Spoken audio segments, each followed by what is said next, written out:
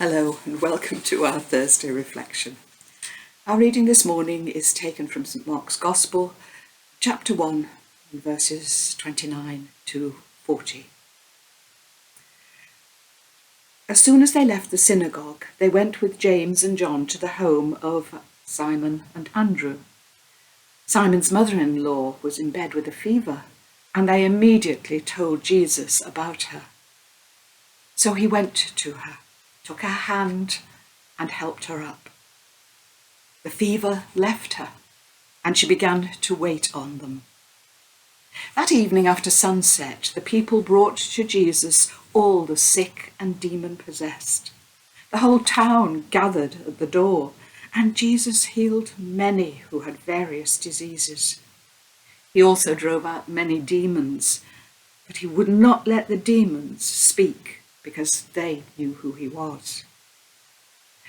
Very early in the morning, while it was still dark, Jesus got up, left the house, and went off to a solitary place where he prayed. Simon and his companions went to look for him, and when they found him, they exclaimed, "Everyone's looking for you." Jesus replied, "Let us go somewhere else, to the nearby villages, so I can preach there also. That is why I have come." So he travelled throughout Galilee, preaching in their synagogues and driving out demons. A man with leprosy came to him and begged him on his knees, "If you are willing, you can make me clean." Jesus was indignant. He reached out his hand and touched the man. "I am willing," he said. "Be clean." Immediately the leprosy left him, and he was cleansed. And as always, we thank God for his word. There's an awful lot happening in the opening chapter of St Mark's Gospel. We have already heard about John the Baptist.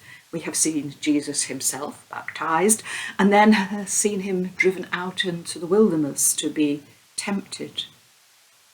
We've heard him call his first disciples, and today, still in the first chapter, he heals Simon Peter's mother-in-law. And then crowds of people gathered at his door until late in the evening.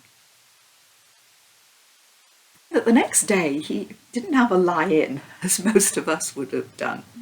Instead, we hear that very early in the morning, while it was still dark, Jesus got up, left the house, and went off to a solitary place where he prayed. Even then, he's not left in peace. The disciples come to find him. He has gone away to seek God's will. They have come to try and impose on him their will. And that's what I want to think about today, because this pattern is constantly repeated throughout the Gospel. Today, they try to convince Jesus to return to Capernaum to make the most of his celebrity status. Later, they will tell Jesus to send the crowd away for food, when Jesus himself intends to feed them. Peter rebukes Jesus when he first warns that crucifixion awaits him, telling Jesus that he has got it wrong. They try to distance the children from him when Jesus wants to call them to him.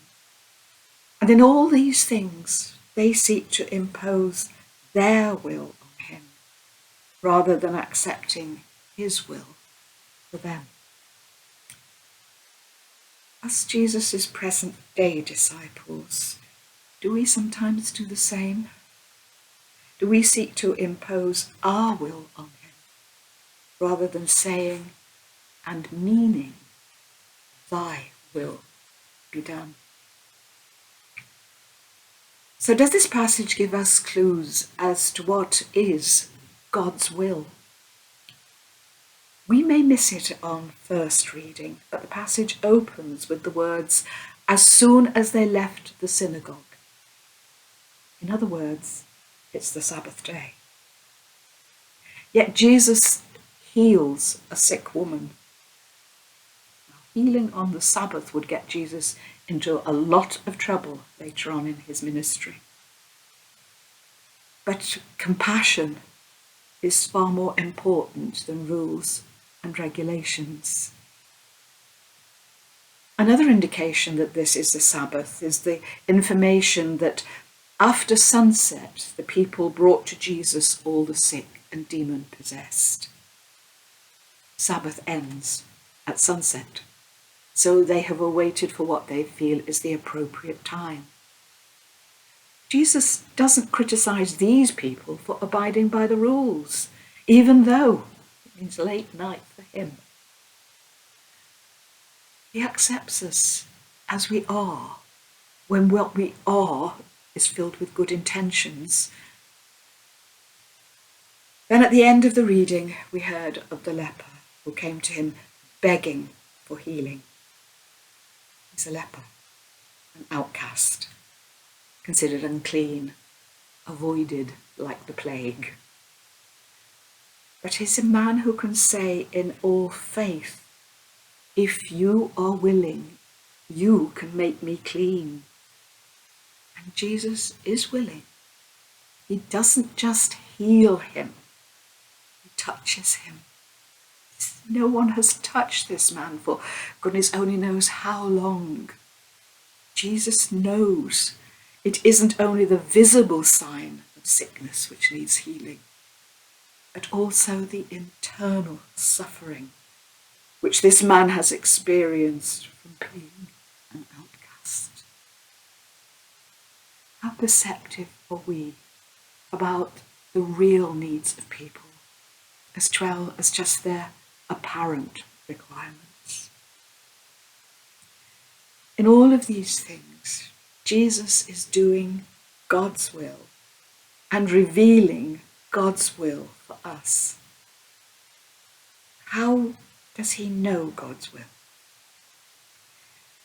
Very early in the morning, while it was still dark, Jesus got up, left the house, and went off to a solitary place where he prayed. If we want to know God's will for us, we need to find time to spend time with him.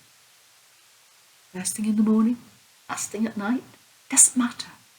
Whatever suits your timetable. But whatever and whenever it is, it needs to be time enough to say and to mean, your will be done in me and by me. Amen.